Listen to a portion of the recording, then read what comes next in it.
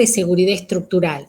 Recording is on. Donde las cargas, ¿sí?, van a ser menores, las cargas, las acciones que van a actuar sobre esta estructura tienen que ser menores que la resistencia que va a tener esa estructura. Nosotros vamos a diseñar la estructura de tal forma que su resistencia sea mayor a las cargas que va a tener durante el transcurso de su vida.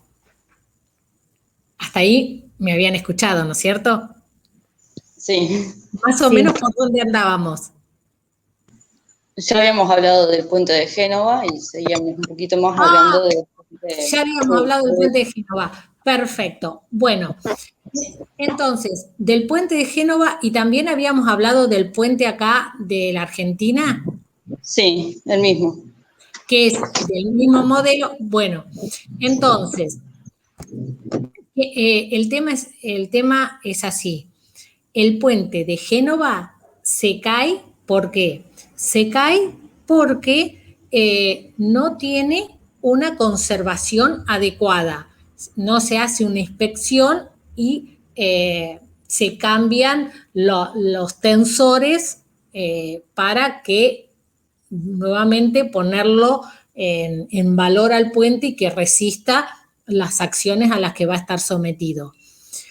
Pero además, nunca algo se cae por una sola cosa, siempre es multifactorial. Y en este caso, lo que pasó es que si el puente de Génova hubiese estado diseñado como acá en la Argentina, con los tensores libres, sin hormigón, ¿qué hubiera pasado? ¿Se hubieran deteriorado los tensores? Sí, se hubieran deteriorado, pero se hubieran visto. Entonces, al verse, se hubiesen mantenido, porque hubiera sido muy evidente el deterioro.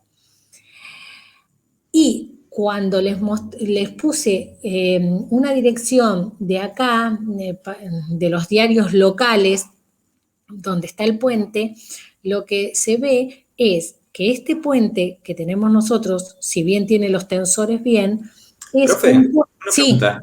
Sí. ¿Se supone que estás en la primera diapositiva o ya pasaste a otras?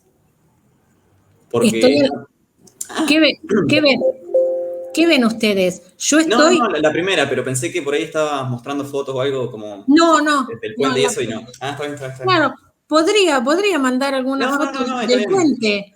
¿Ven? El puente que los tensores están de hormigón, y nuestro puente, que los tensores están libres. Esa es la diferencia. Y este se cae justamente porque el ambiente deterioró los tensores. Entonces, chao, se cayó el puente. Y acá, en nuestro caso, ¿ven esto que está acá? Esto que está acá son, protectores de las pilas. Y, bueno, de vez en cuando hay que hacer reparaciones, arreglos, y en este caso poner más protección. Se hizo la observación, se hizo el proyecto, se pidió presupuesto, se trató de empezar a hacer, pero no se hizo. Y esta obra está demorada como desde el año 2017 y todavía no se ha hecho. Entonces, ven, ahí también hay una serie de factores siempre que hacen que las obras no estén en esta parte, no estén mantenidas, no estén conservadas. No se tiene en cuenta eso. Con el edificio de Miami, ¿qué pasó? Ese edificio soportó tornados, soportó el tornado Catherine, soportó grandes vientos y no se cayó. Y en una noche que no se movía ni el agua de la pileta, se cayó. ¿Por qué? ¿Por qué se cae? Y se cae porque las cargas son mayores que la resistencia. Ahora, ¿qué pasó que a este edificio que había sido inspeccionado, que habían sido evaluadas las estructuras y que los especialistas dijeron que había que hacer mantenimiento de ellas, se evaluó cuánto podría salir eso, si mal no recuerdo, eran 8 millones de dólares. Los propietarios no sé si no se pusieron de acuerdo o qué sucedió, se demoró el arreglo y terminó en este lamentable hecho. Después, también, y entonces ahí también es un tema de durabilidad. Claro, después salieron a hablar algunos expertos y vieron que en el diseño estructural había algunos puntos como flojos, que, bueno, si esto hubiera sido de tal manera, quizá no hubiera pasado esto.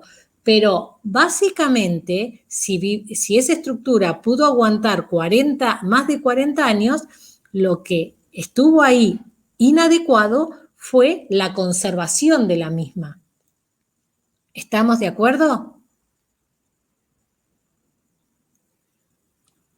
Sí, sí. Sí, profe. Sí, bueno. Por eso es que por eso les quiero remarcar esto.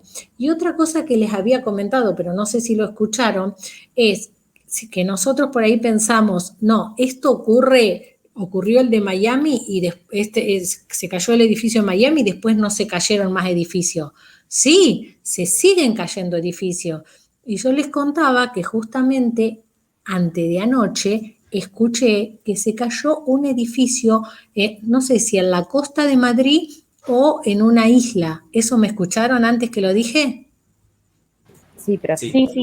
Ah, bueno, y que quiero buscar un poquito de información, sé que hubo una víctima. Bien, entonces, básicamente las estructuras que generalmente se caen es por un tema es multifactorial, pero tiene mucho que ver la falta de mantenimiento en la estructura. Y una cosa que yo siempre digo es, uno compra un auto y te dicen, cada 10.000 kilómetros le tenés que hacer cambio de aceite. Y un auto tiene un valor mucho menor que lo que sería una estructura. Uno compra una estructura y es como que la compra y no hay que hacerle nada. No. Acá lo que está faltando para que exista más seguridad estructural es justamente que exista ese instrumento legal que obligue a que se hagan las revisiones y que se hagan las reparaciones que surjan de esas revisiones. Eso para mí es fundamental. Es un tema que está bastante en el candelero, pero es un tema que va a la larga, esa sería la forma de resolverlo. Bueno. Claudia, ¿puedo hacer una consulta antes que pasemos?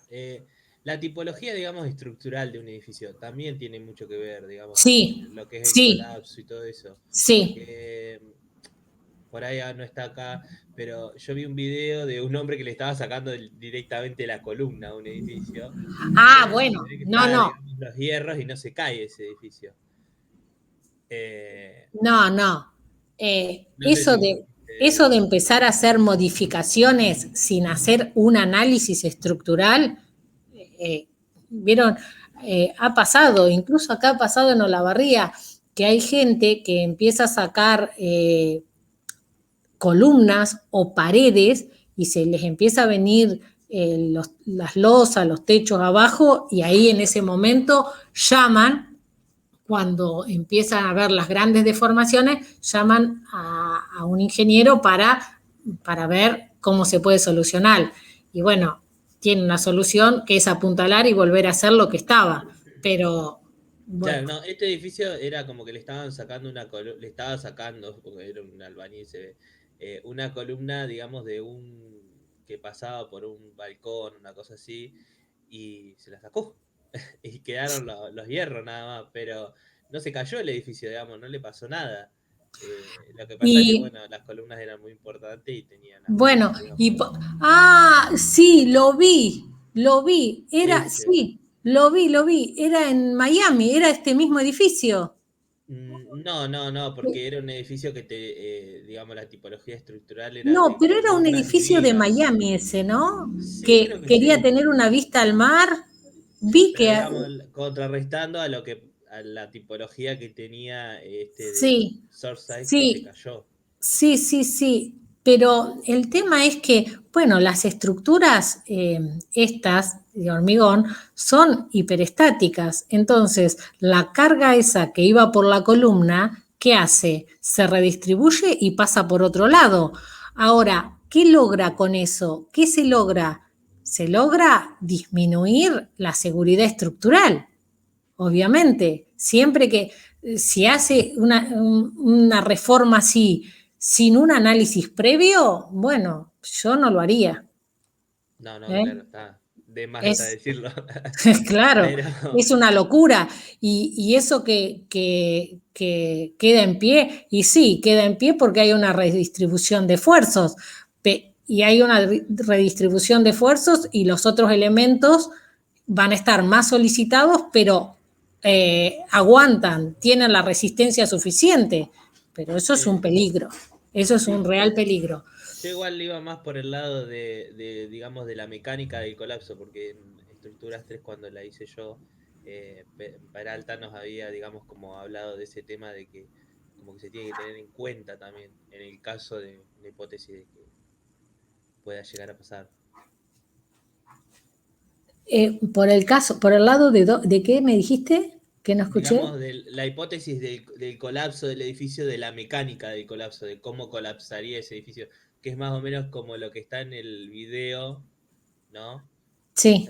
La presentación, que el edificio como que se desmorona de una cierta forma, entonces por ahí si se puede ver, no sé, de que, no sé, se rompa una viga, pero no se rompa una columna o cosas así. Claro, tal cual, Que claro. el edificio Sí. caiga de una cierta forma.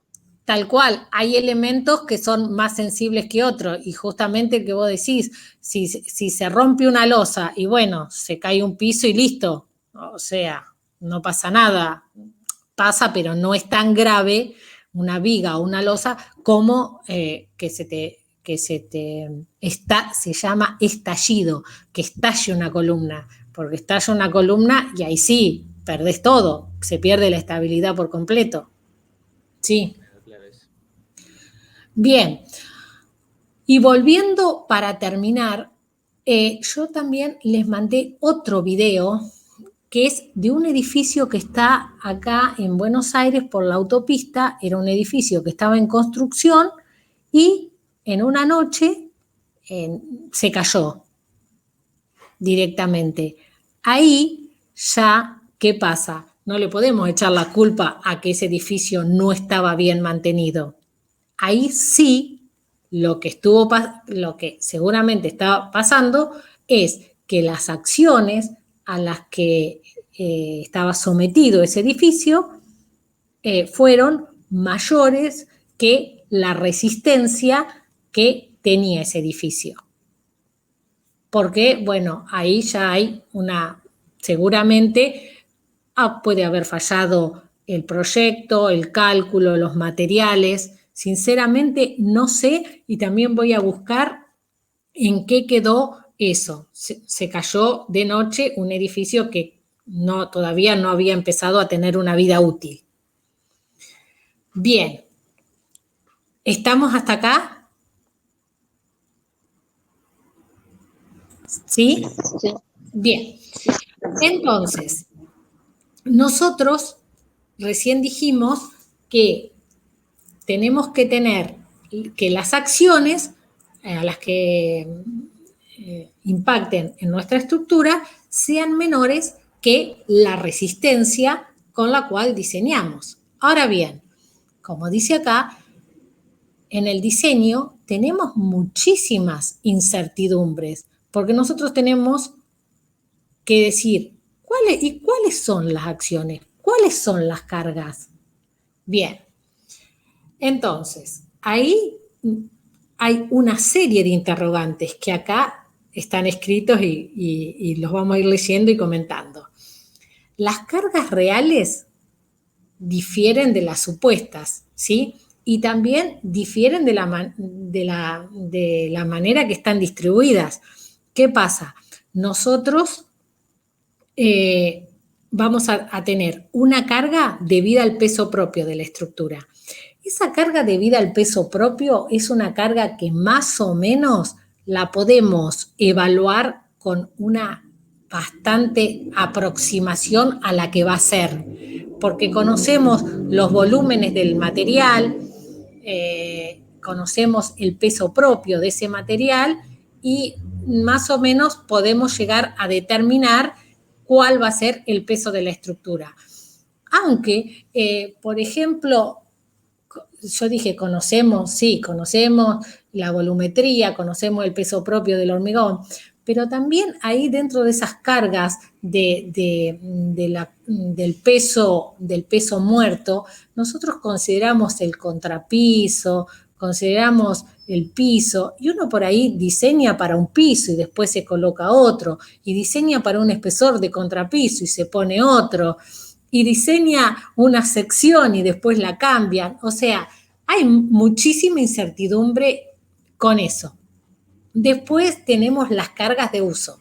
Bueno, las cargas de uso, uno dice, bueno, acá va a existir una habitación. Entonces, como es un dormitorio, ¿qué vamos a hacer? Ponemos una carga uniformemente distribuida en toda la superficie de ese dormitorio. Pero nosotros sabemos que no es así, que las cargas son casi puntuales, las patas de las camas, las mesitas de luz, o sea, hay mucha incertidumbre en eso. Después, hipótesis simplificativas, sí, y análisis no adecuado al comportamiento real. Claro, nosotros, fíjense, trabajamos con vigas, por ejemplo, vigas que están apoyadas en columnas. Cuando nosotros calculamos la viga, suponemos que la viga está apoyada como en el filo de un cuchillo. Nosotros le decimos filo-cuchillo, apoyo filo-cuchillo.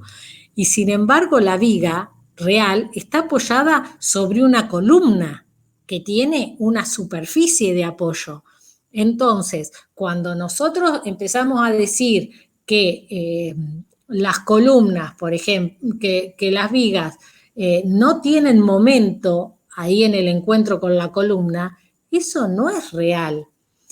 Y así muchas hipótesis simplificativas. Por ejemplo, decir que la primera gruesa es decir que el hormigón es un material homogéneo, cuando nosotros sabemos que el hormigón no es homogéneo. Bueno, hay muchas hipótesis que debemos hacer porque si no sería muy difícil lograr realizar los cálculos. Después, la resistencia de los materiales. Claro, yo propongo una resistencia, diseño con esa resistencia. Después llega el hormigón a la obra, saco la muestra, la llevo al laboratorio. En el laboratorio curo las probetas y obtengo un resultado. Esa es la resistencia potencial. Ahora, la resistencia efectiva, que es la que realmente logra la estructura, es otra. Entonces, ahí también hay incertidumbres. ¿Es la resistencia efectiva la que yo he realizado el diseño? Después, las dimensiones geométricas. Bueno, las dimensiones geométricas yo propongo secciones y calculo que en la práctica las van a llevar a cabo esas secciones. En obra van a quedar esas secciones. Ahora, la colocación de la armadura, ¿se va a respetar los recubrimientos? ¿Vieron lo importante que son los recubrimientos para la durabilidad? Eso, ¿está bien? ¿Se llega a una correcta materialización? Bien.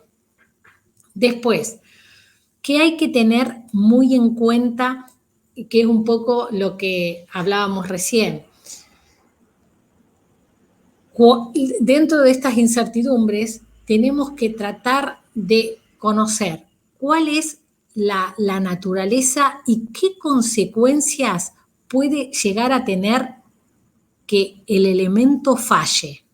Por ejemplo, ¿se va a producir en el elemento una falla gradual? que va a tener un aviso. ¿Por qué? Porque va a permitir, van a existir grandes deformaciones y me va a dar pie a que haya un tiempo de apuntalamiento. Estas fallas pueden ser las que se producen en las losas o en las vigas, ¿sí? O, por lo contrario, yo no voy a ver que nada se deforme y de repente voy a sentir un ruido y va a ser que la columna, un ruido así como cuando se ensayan probetas en el laboratorio y que la columna estalle, donde no voy a tener tiempo para nada. Entonces, de acuerdo a eso, yo voy a tener que tomar las precauciones previendo cuál va a ser la falla que se va a producir en las distintas secciones. Y en base a eso, como dice acá, voy a seleccionar la seguridad adecuada, ¿sí? ¿Qué quiere decir esto? Bueno, cuando tenga una viga o una losa, quizá el grado de seguridad que le voy a dar a esas secciones no va a ser tan grande como el que le puedo llegar a dar a una columna. ¿Estamos hasta acá?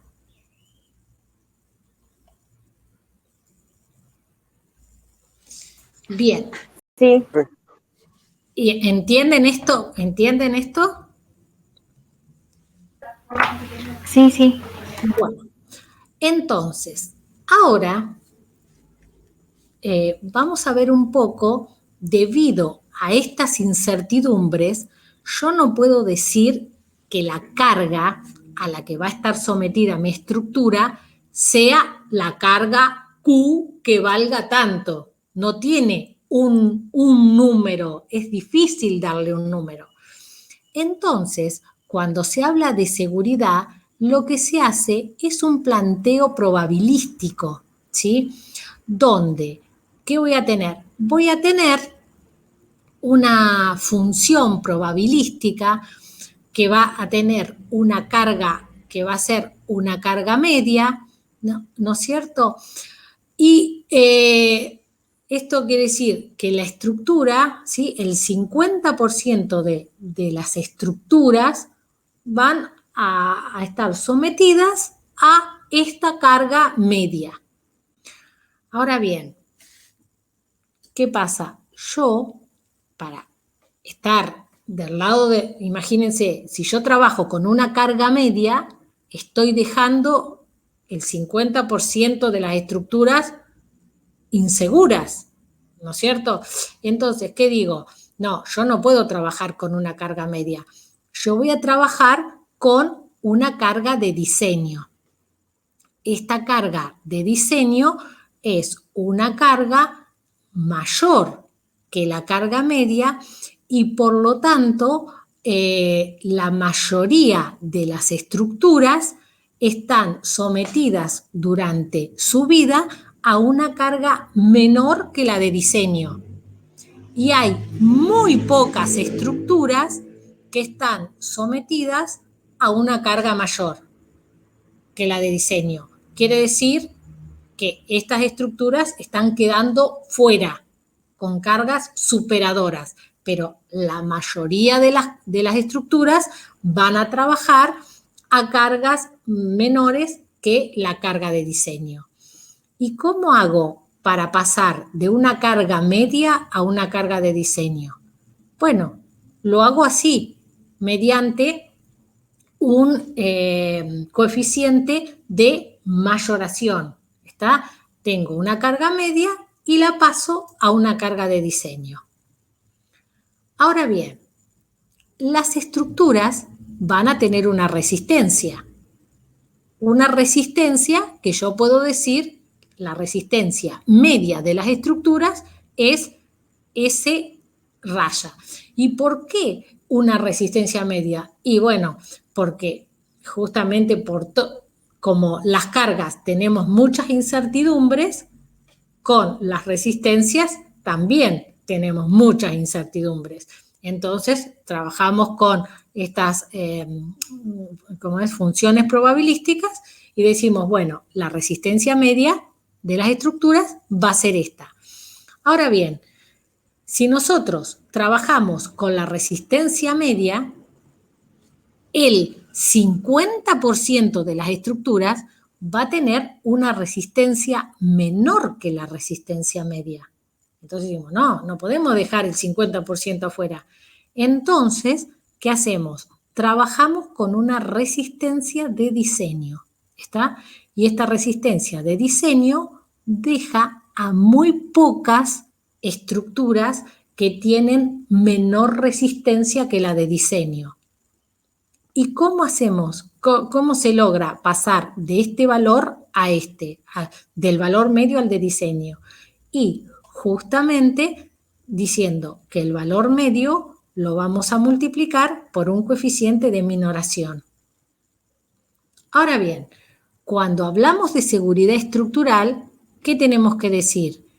Que este lado de la inecuación que está representando a las cargas sean menor o igual que este lado de la inecuación que está representando a las resistencias.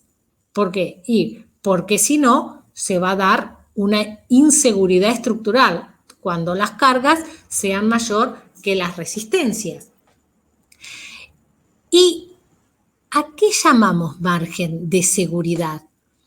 El margen de seguridad es la resta entre la resistencia que tiene la estructura menos la carga a la que está aplicada, la carga que está aplicada en la estructura.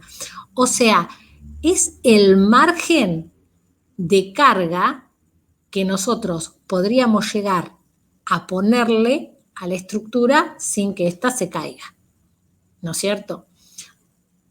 Ahora bien, cuando nosotros realizamos esta cuenta, que sería la resta entre la resistencia y las cargas, vemos que aparece una función probabilística de este tipo, porque es la resta entre dos funciones probabilísticas. Y vemos que hay una parte de esta curva que está pasando el cero, o sea, que da valores negativos. ¿Cuándo da valores negativos? Cuando las cargas sean mayores que las resistencias. ¿Y esto es posible? Y sí, es posible. ¿Por qué? Y porque nosotros no trabajamos con la mayor de las cargas ni con la menor de las resistencias. Entonces, va a quedar, ¿sí?, una parte que no va a estar cubierta. O sea, las estructuras que caigan acá no van a tener margen de seguridad. ¿Estamos hasta acá? Sí. Bien. Ahora bien, bueno, en esta función, fíjense, vamos a sacar el margen de seguridad medio, ¿sí? O sea, el punto donde el 50% de los valores, ¿sí?, aparecen menores que este y el 50% mayores que este. Que sería algo como lo que vemos acá. Este valor desde el eje hasta la media del margen de seguridad, lo podemos representar con un producto entre beta por la desviación media del índice de seguridad. Bien, en este caso, este beta es el índice de confiabilidad. Y como dice acá, cuando este valor es menor que 0, acá las estructuras van a fallar. Entonces, las estructuras que estén en esta relación entre la carga y la resistencia no van a fallar. Y este valor de beta, ¿sí? Se lo toma entre 3 a 4. Y eso, fíjense, de acuerdo al valor que yo tome, pero tomar un valor entre 3 y 4 significa que la probabilidad de falla va a ser del 10 a la menos 5. 10 a la menos 5 significa 1 dividido un 1 y 5 ceros, que sería 100.000. ¿Qué quiere decir? Que 1 cada 100.000 estructuras va a estar en esta parte. El resto, las otras, van a estar en esta parte. Ahora bien, un poco para reforzar esto, ¿sí? De tomar el valor que se toma y por qué da esta falla, les quiero hacer recordar un poco cuando ustedes tenían probabilidad. ¿Se acuerdan que nosotros veíamos la campana de Gauss, el promedio? ¿Y qué decíamos? Que, por ejemplo, si nosotros hacíamos la desviación estándar sola, o sea, para un lado y para el otro, estábamos abarcando adentro de la curva el 68,3% de los casos. Cuando ya tomábamos 2 veces, este 1 y este 2 serían el beta, cuando ya tomábamos 2 veces, estábamos cubriendo el 95,5%. Cuando tomábamos 3, fíjense, estábamos cubriendo el 99,7%. O sea, si nosotros, como dice acá, estamos tomando entre 3 a 4, estamos tomando casi la totalidad de las estructuras. Ahora bien, ¿cómo se lleva esto que hemos venido hablando a nuestro reglamento? En nuestro reglamento no aparece el valor de beta, porque si ustedes me preguntan ¿con cuál? Pero acá hay 2 beta, 3 o 4. Esto es lo que dice la bibliografía. Pero ¿con cuál beta trabaja nuestro reglamento?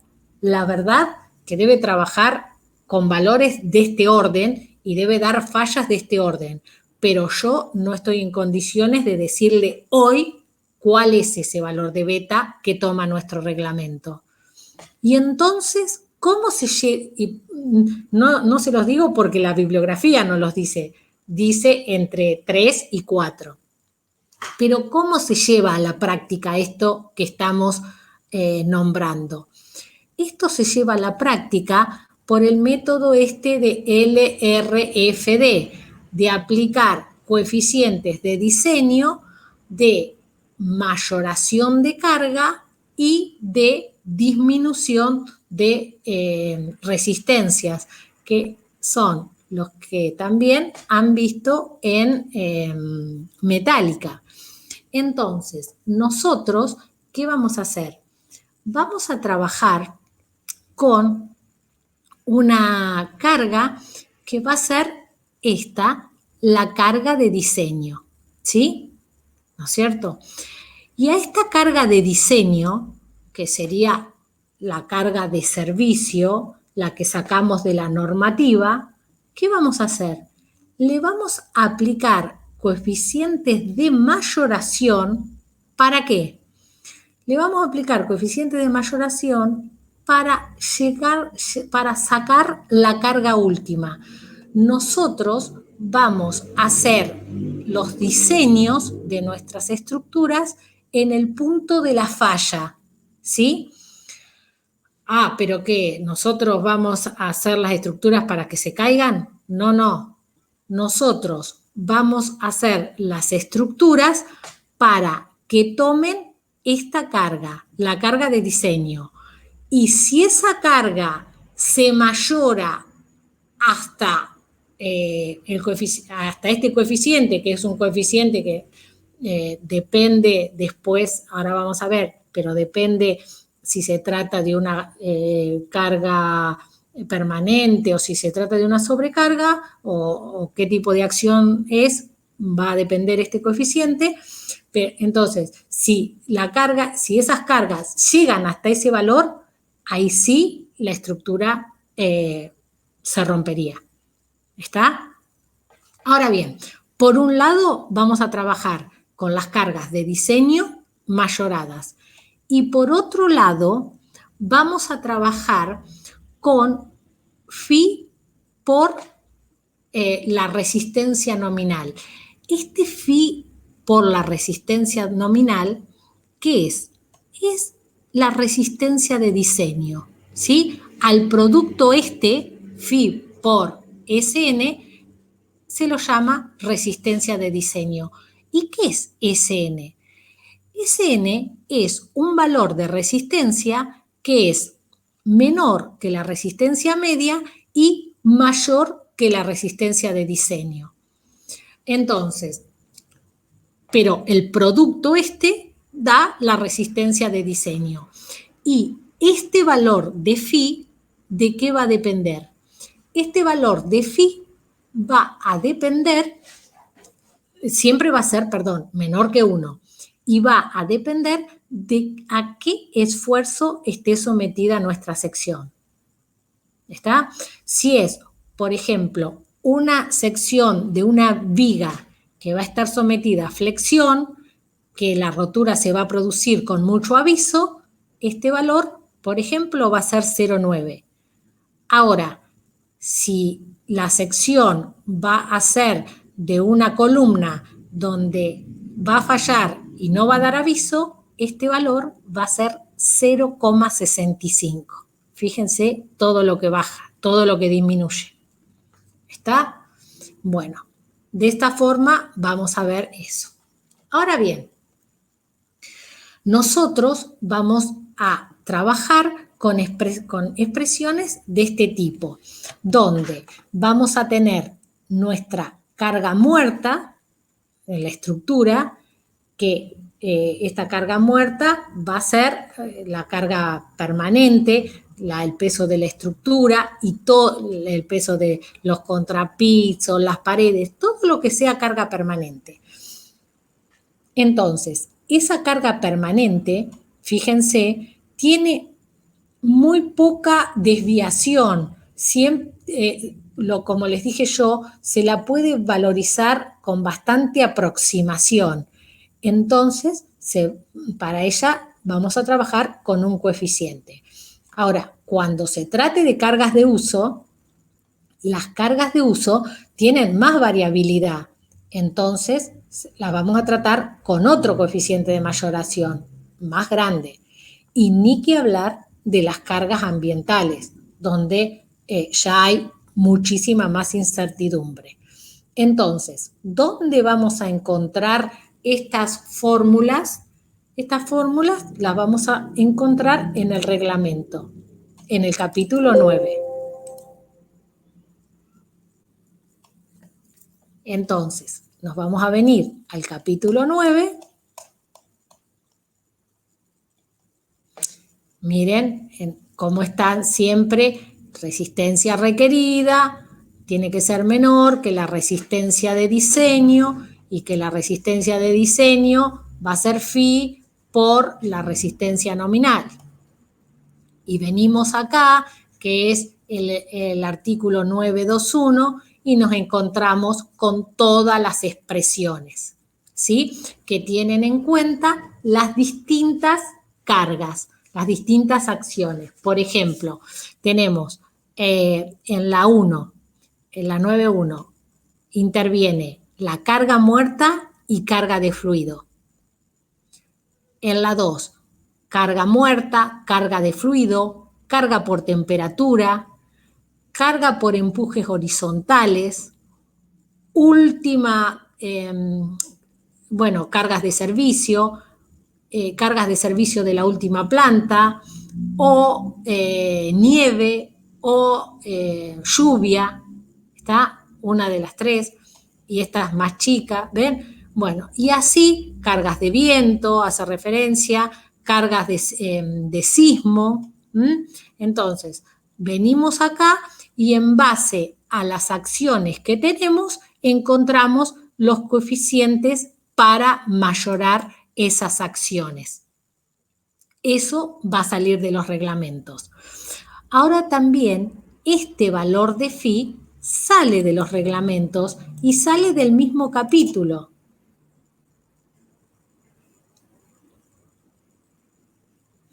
Donde nos habla de la resistencia de diseño.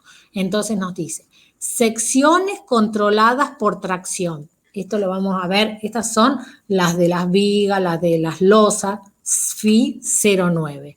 Secciones controladas por compresión. Estas son las de las columnas.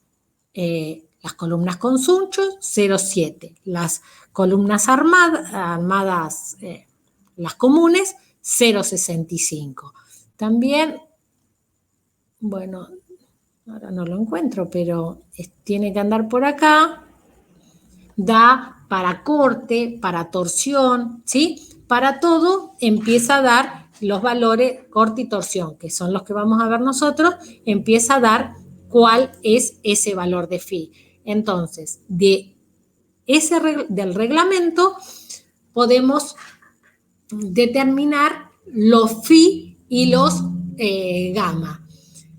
Entonces, volviendo a la parte totalmente teórica, los valores de phi y los valores de gamma, ¿de dónde salen? Están escritos en el reglamento, pero ¿por qué, por ejemplo, a la carga muerta se le pone 1,2 y no se le pone 1,3? Bueno, el valor de esos coeficientes depende de quién. Dependen del margen de seguridad que se adopta en el reglamento. Y el margen de seguridad depende del valor de beta, ¿sí? Cuando el beta sea más grande, ¿qué va a ser? Estos gamma van a ser más grandes y el phi va a ser más chico. Cuando el beta sea más chico, va a pasar lo contrario. Bien. Un poco para ir entrando en tema, pero esto lo vamos a ver de acá en adelante en todas las clases que veamos flexión, que vamos a empezar la clase que viene con adherencia, que sería como el primer tema grosso de esta materia. Acá, en esta parte, les presento una viga, ¿sí? Simplemente apoyada, de hormigón, una viga que acá está hipotéticamente simplemente apoyada, pero en realidad todos sabemos que apoya sobre dos columnas. Esta viga está sometida a cargas y estas cargas hacen que la viga sufra, o sea, tenga momentos flectores, que son estos, y esfuerzos cortantes, como los que están acá en la figura. ¿Qué va a pasar? Bueno, como esta flexión va a hacer que la parte de abajo de la viga esté traccionada y la parte de arriba comprimida, es que van a aparecer hierros en la parte de abajo de la viga. Cuando las cargas estas sean muy chiquitas, ¿sí? Esta viga no se va a fisurar, ¿no es cierto? Cuando esta viga no se fisure, vamos a decir que está en un estado 1, con cargas muy pequeñas. Cargas muy pequeñas que van a dar un momento muy pequeño hasta el punto B. Y en el eje de las Y marco el momento y en el eje de las X marco el ángulo de curvatura. ¿Qué es el ángulo de curvatura? El ángulo de curvatura es esto que vemos acá. ¿Qué pasa? Cuando esta viga se flexione, ¿sí? Se va a producir, ¿ven?, un ángulo entre sus extremos. A eso se lo llama ángulo de curvatura. Entonces, ¿qué pasa? A medida que vayamos aumentando el momento, esto se va a ir flexionando más, deformando más, y este ángulo obviamente va a ir creciendo. Bien, entonces, al principio, ¿sí?, no va a estar fisurada, va a estar con poco momento. ¿Por qué este momento es muy bajo? Porque, como yo ya les he dicho, el hormigón no toma tensión, toma muy poco, o sea, tiene muy poca capacidad para tomar tracción. Entonces, el hormigón, cuando tenga ya un poquito de tracción, se va a fisurar. Esta es la resistencia, la tensión del hormigón a tracción. Y acá está representado el momento donde esto fisuraría. Esto lo vamos a ver más adelante, esto es como anecdótico acá. Bien, después, a partir de este punto, ¿sí?, ¿qué va a pasar? Nosotros vamos a seguir cargando la estructura, esto va a ir creciendo, va a ir aumentando, y ya acá se va a empezar a formar una fisuración que va a ser así. Y a esto, al estado fisurado, se le llama estado 2. Cuando estamos más o menos acá, ¿sí?, en el punto C, y en este punto se considera que el hormigón llega a su tensión media. ¿Qué quiero decir esto? Por ejemplo, si trabajo con un H25, en este punto, en el punto C, ya tengo la mitad de 25. O sea, el hormigón está trabajando a 12,5 megapascales. Entonces, a compresión, ya acá voy a tener esto. Mi viga va a estar fisurada.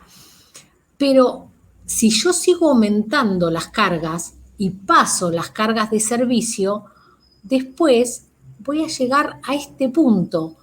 En este punto, ¿qué va a pasar? En este punto, el acero que está abajo va a llegar a la fluencia, ¿sí? Va a estar trabajando a la tensión de 420. Y de ahí en adelante, cuando el acero fluya, la sección va a seguir tomando momento, muy poquito. Fíjense, del punto D al E, que es donde falla, va a tomar muy poquito momento y se va a seguir deformando. Y acá, sí, ya tenemos el estado último, que es el estado de falla. Cuando nosotros tenemos esta expresión, esta parte de la carga es la que llevaría a este estado límite último. Y si nosotros trabajamos con D más L sin mayorar, estaríamos en estado límite de servicio. Nosotros, ¿qué vamos a hacer? Nosotros vamos a diseñar nuestras secciones con el estado límite último y vamos a verificar nuestras deformaciones en estado límite de servicio. ¿Y por qué no vamos a sacar las deformaciones en estado límite último? Pregunto. ¿No son interesantes? Pero es cuando ya colapsa, ¿o no? Exacto. Entonces, ¿me diría algo? O sea, no me sirve para nada. Tal cual. Exactamente. Por eso nosotros diseñamos en ese estado y a resistencia y después verificamos deformaciones en el estado límite de servicio. Nuestra estructura, ¿dónde va a trabajar? Va a trabajar ahí, en el estado límite de servicio. Nunca va a llegar al estado límite último. ¿Estamos? Bien.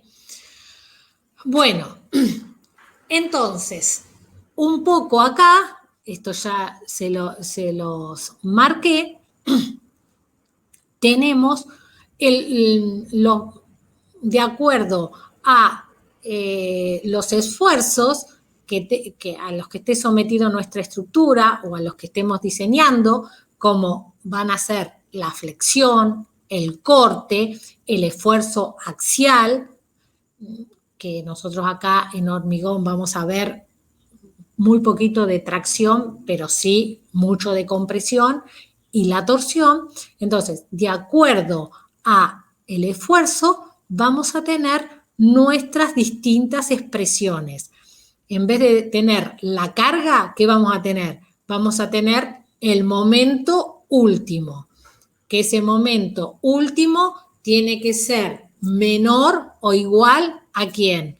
Al momento de diseño. Y el momento de diseño es el momento nominal por el factor de disminución phi.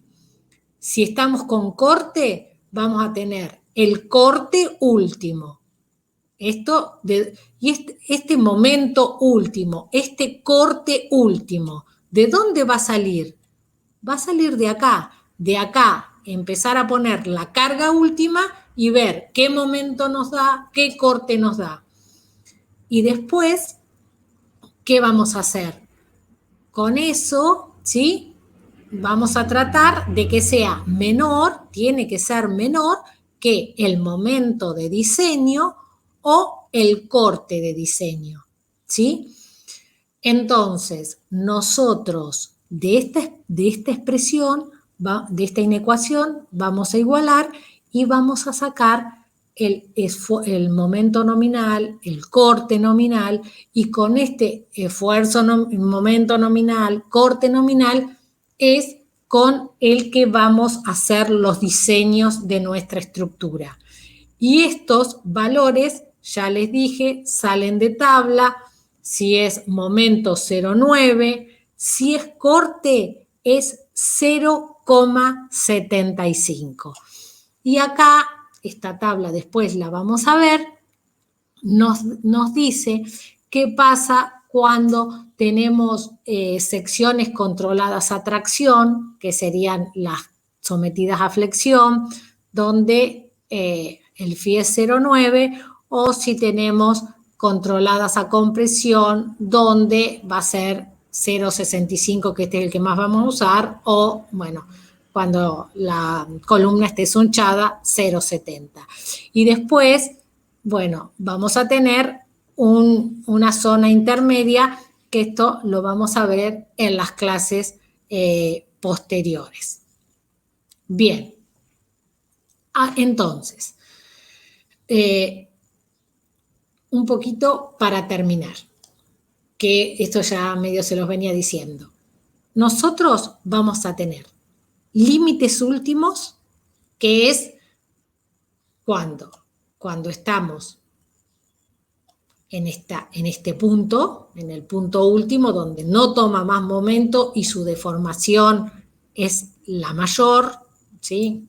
Ya está terminada la vida de la estructura, existe colapso y los daños son irreversibles. Bueno, obviamente inestabilidad, puede haberse producido producto de la fatiga, estos estados.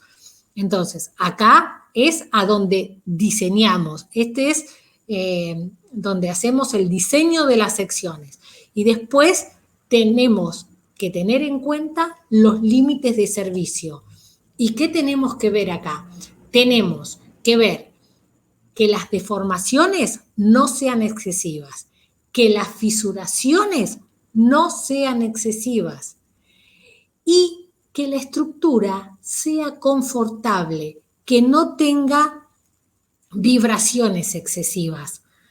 De todo esto, nosotros este año en Hormigón 1 vamos a trabajar con todo lo que tenga que ver con límites últimos, como sería el daño irreversible, el colapso de la estructura, y con él vamos a diseñar nuestra sección.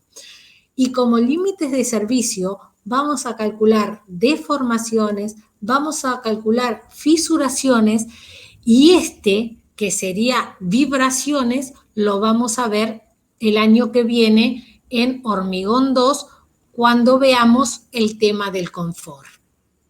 Bien, y para terminar, hoy es una clase cortita, para terminar esta clase les quiero hacer un comentario de cómo se realizaban el diseño estructural antes de esta normativa y cómo se realiza el diseño estructural ahora con la nueva normativa.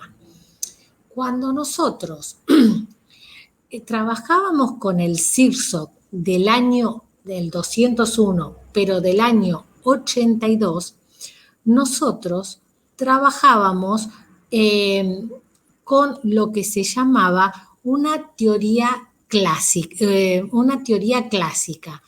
En esta teoría clásica, ¿qué se asumía?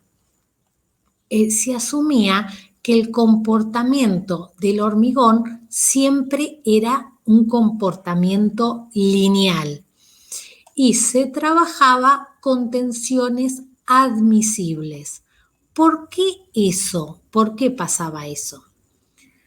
Porque cuando estábamos con esa teoría, la teoría anterior, nosotros decíamos, el comportamiento del hormigón es lineal. ¿Por qué?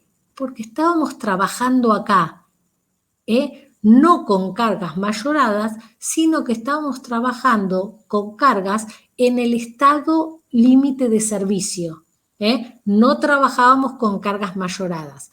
Entonces, ¿qué hacíamos?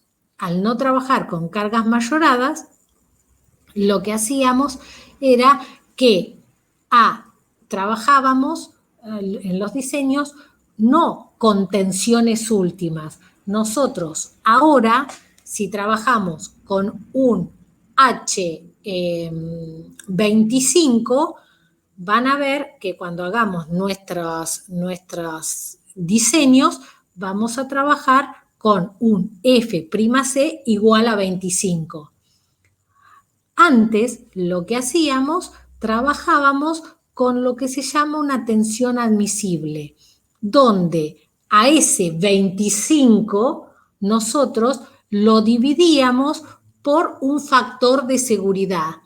Este factor de seguridad dependía de qué esfuerzo estuviésemos trabajando. Si nosotros trabajábamos con una flexión, ese valor era 1,75. Si nosotros trabajábamos con una compresión, era un poco más, era 2,1. ¿Qué pasa? Este método quedó antiguo, ¿sí? ¿Por qué? Porque nosotros trabajamos con un hormigón y vemos qué pasa hasta acá, o sea, estamos en este rango, desconocemos todo lo que puede ocurrir en esta parte, que también es el comportamiento del hormigón. Y este es uno de los puntos fundamentales de que las teorías que avalaban la otra normativa habían quedado viejas para el conocimiento que se tiene actual de las estructuras, de los materiales. Entonces, por eso se hizo este cambio y hoy en día todos los reglamentos trabajan en el diseño con estados límites últimos. Y después sí se trabaja para ver las deformaciones con estados límites de servicio. Bueno, y entonces, por hoy, esto es lo que tengo para compartir con ustedes. Yo voy a dejar de presentar.